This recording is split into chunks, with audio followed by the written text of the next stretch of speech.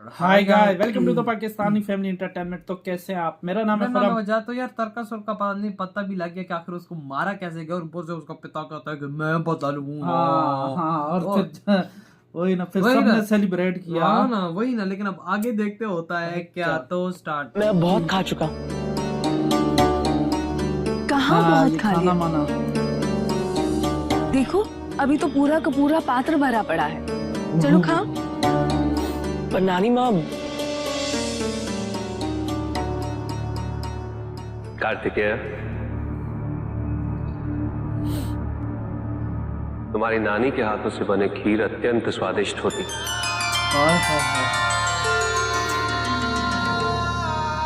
जिसका सेवन करने से अमृत सेवन का आभास होता है।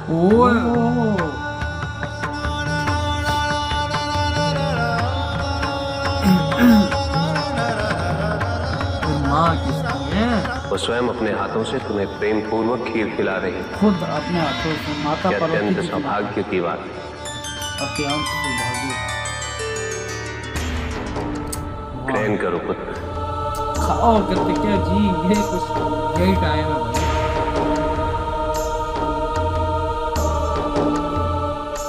महादेव,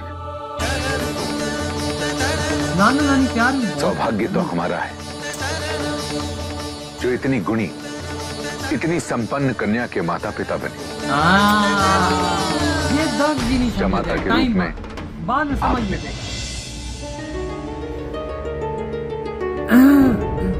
और अब कार्तिकेय जैसा नाती आज इस पूरे संसार में हिम नरेश और महारानी मैनावती को जानते तो सब, किंतु पार्वती के पिता और उस नाम आपके संबंधी और कार्तिकेय के नाना नानी के रूप नानी के बड़ी बात है। नारायण नारायण। इसमें आप सब लोग चिंतित हैं, है ना? क्यों? अपने देवराज के आचरण में परिवर्तन देखकर चिंता हो रही है। वो जो थोड़ा बहुत क्या आपने देखा नहीं कैसे देवराज अहंकार में खो गए थे? यहाँ तक कि स्वर्ग पर विजय का सारा श्रेय उन्होंने अपने आप को दे दिया। देखो ना, उसमें अनुचित क्या है देवऋषि? विजय तो कार्तिकेय ने दिलाई थी और इसके हम सब साक्षी हैं। आप कहना क्या चाह रहे हैं देवऋषि? कहीं आप कार्तिकेय को स्वर्ग का राजपाट सौंपने का सुझाव तो नहीं दे रहे हैं? हाँ, इसलिए नहीं कि वो शिवपुत्र है, अपितु इसलिए कि वो आप सबकी रक्षा करने के लिए सक्षम हैं। ये बात ठीक है। इतनी कम आयु में एक कुशल योद्धा हैं,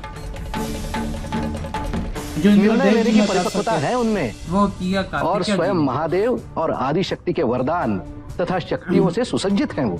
क्या महादेव और माता पार्वती को कार्तिकेय के प्राणों की चिंता नहीं थी? तो देवराज इंद्र को भय होना स्वाभाविक था। किंतु उन्होंने मुक्त कराने के लिए जो भी किया उसके दुष्परिणाम आप सबको भुगतने पड़े। उसके लिए हम देवराज इंद्र से रुष्ट या असंतुष्ट नहीं कि उन्हें हटाकर कार्तिकेय को स्वर्ग का सिंहासन सौंपते। यह सुझाव अनुचित है देवऋषि। मतलब इंद्रदेव जी से खुश हैं फिर भी। ये सुझाव उचित हैं? बोल रहे? राजा की योग्यता पे जब प्रश्न उठते हैं तो राजा के पास इसके दो ही विकल्प होते हैं। पहला विकल्प यह है कि राजा इसे विद्रोह मान के कुचल दे, किंतु यह नैतिक होगा। और दूसरा विकल्प यह है कि राजा यह निर्णय अपनी प्रजा पे छोड़ दे। क्योंकि से राजा माने। किंतु यहाँ पे प्रश्न प्रजा का नहीं, फिर कार्तिकेय का है। और कार्तिकेय से संबंधित कोई भी निर्णय महादेव या माता पार्वती ही ले सकते हैं। क्यों ना हम ये सुझाव महादेव के समक्ष रखें?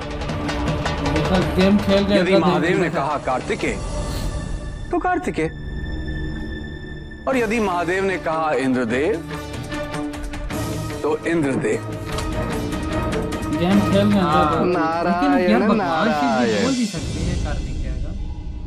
मेरे ख्याल से वो गलत ये आप किसी के सबकी साथ मंशा नहीं है। देते। ये बात है परम, तेरी बात। इतनी अल्प आयु में देवताओं के राजा बनने का पदभार संभालना, ये तो हमारे कार्तिकेय के लिए बहुत बड़े सौभाग्य की बात है। ओ अच्छा वो तो जी माते। इंद्रदेव जी फंस गए। लेकिन भगवान शिव जी चुप रहे। हाँ, किंतु देवराज कह रहे थे कि कार्तिकेय से संबंधित सारे निर्णय आपकी और महादेव की स्वीकृति से ही संभव है। यानी कि माता पार्वती ने तो हाँ क्यों कहा, देवराज? लेकिन हाँ। दोनों का मिलके इंद्रदेव जी का भी बन गया।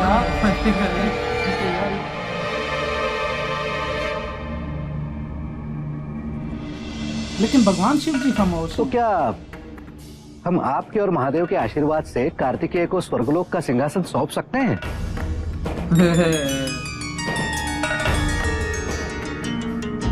वैसे ये हो जाए तो बड़ी अच्छी हाँ। बात है। अगर कार्तिकेय जी को दे देता है स्वर्ग। नहीं,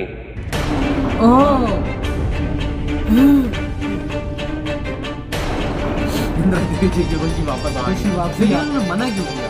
हाँ, बात इधर आती है, आपने मना क्यों किया? अब ये हर चीज देख के करते हैं। किंतु क्यों स्वामी? हाँ, अभी पता चला। क्योंकि राजा का कार्य केवल युद्ध और अपनी प्रजा का संरक्षण तक सीमित नहीं, हाँ, प्रजा के सुख और समृद्धि का ध्यान रखना पड़ता है। बड़ा जय। धर्म की स्थापना कर उसका संरक्षण करना होता है। हाँ, लेकिन कार्तिकेय जी भी करते हैं, उन्होंने भी देखो धर्म की स्थापना किया, धर्म को मिटाया है। ये तो है। अपनी प्रजा में द्वेष उत्पन्न ना हो, हाँ, वही तो। इसका ध्यान रखना पड़ता है। उन्हें संग्रहित रखना होता है। ऐसे सैकड़ों दायित्व होते हैं राजा।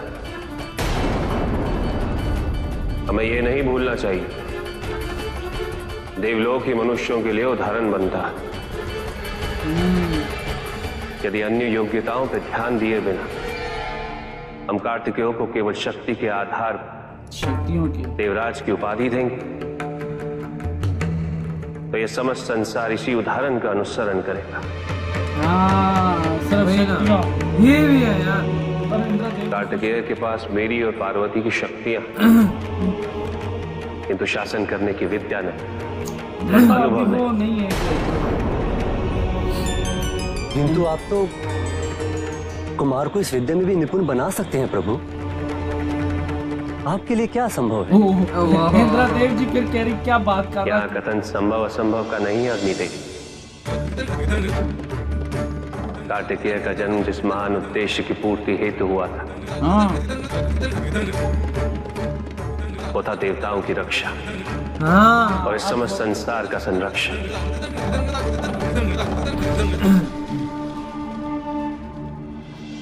एक राजा बनना नहीं, शासन करना नहीं।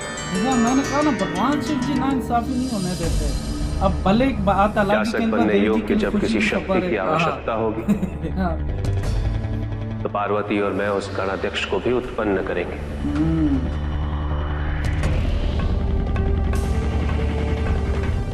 देवताओं के राजा इंद्रदेव ही रहेंगे। इंद्रदेव जी खुशी देगा।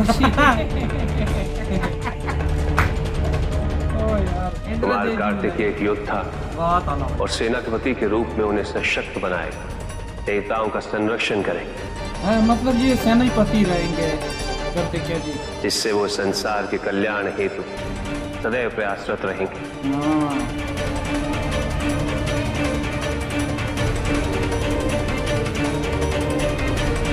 इंद्रदेव जी अंदर अंदर से बड़े खुश किंतु हुए। महादेव,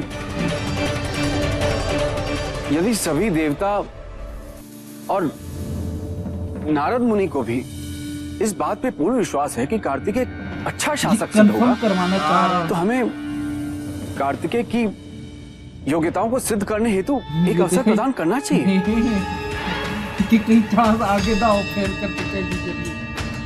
भाई चांस मुमकिन हो जाएगा। शिवपुत्र को अपनी योग्यता सिद्ध करने के लिए किसी सिंहासन की आवश्यकता नहीं। देखा, इंद्रदेव जी ने कंफर्म करवा जैसी प्रभु की इच्छा।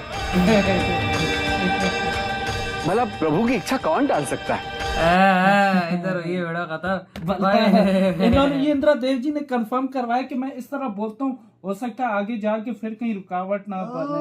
लेकिन भगवान जी ने बोला कि भाई कार्तिकेय का जन्म इस सिंहासन पे राज करने का उनका भाई देवताओं की रक्षा और भाई इस दुनिया के कल्याण के लिए हुआ है। तो जाहिर बात है, जिस चीज मैंने कहा था ना कि उनका कोई सिंहासन की जरूरत नहीं है। मैंने कहा था भगवान शिव जी अगर हुआ तो वो मतलब अगर बनना हुआ तो बनेंगे, वरना भगवान शिव जी गलत नहीं करते कोई भी फैसला। भाई जो मैंने बोला मेरे कहने पे आ गई अपनी माता पार्वती। हाँ, जो मेरे मतलब जो मैंने बोला तो तेरे कहने में तो भगवान शिव जी असल में यार हमें पता ना, भगवान शिव जी गलत नहीं, एक बने हुए इंद्रदेव जी वो एकदम कैसे करते क्या जी को बना, चाहे वो अपने बेटे हो, चाहे वो खुद भी हो, नाइंसाफी नहीं हो, चाहे उनकी माता पार्वती जी हो, वो किसी के साथ ज्यादा या किसी उन्होंने जो बातें बोली यकीन मानो वो एकदम करेक्ट बातें बोली, वाकई जबरदस्त। और इंद्रदेव जी इंद्रदेव जी नारद जी पहले कहते ना कि भाई हमें लोग कार्तिकेय जी को बना लेते, इतने में इंद्रदेव जी ने बात भी सुन के तो चलो सही है जाते, लेकिन पीछे अग्नि देवता ने बोला तो इंद्रदेव जी कहते कहता मैं छोड़ दे लाले की जान लेगा। वही ना भाई, तू क्या लगा भाई मसला हल हो रहा है तो भाई तू क्यों आगे बोल रहा है यार। अभी देखो इंद्रदेव जी भी थोड़ा थोड़ा हल्का तो अहंकार है उनमें, तो जाहिर बात है नारद जी ने भी वो तो देखा, वो तो 100% रहता है। जब भगवान कृष्ण जी का वो था, जब वो बचपन में थे तो तभी वो देख उनकी पूजा नहीं हुई थी तो उन्होंने वो पूरी बस्ती पर वो तूफान अपना बर्पा करके फिर भगवान कृष्ण जी ने बचाया था। तो इंद्रदेव जी का थोड़ा सा है रहता है उनका वही ना। लेकिन अब आगे देखते आगे क्या होता है। इधर ये वीडियो खत्म करते हैं तो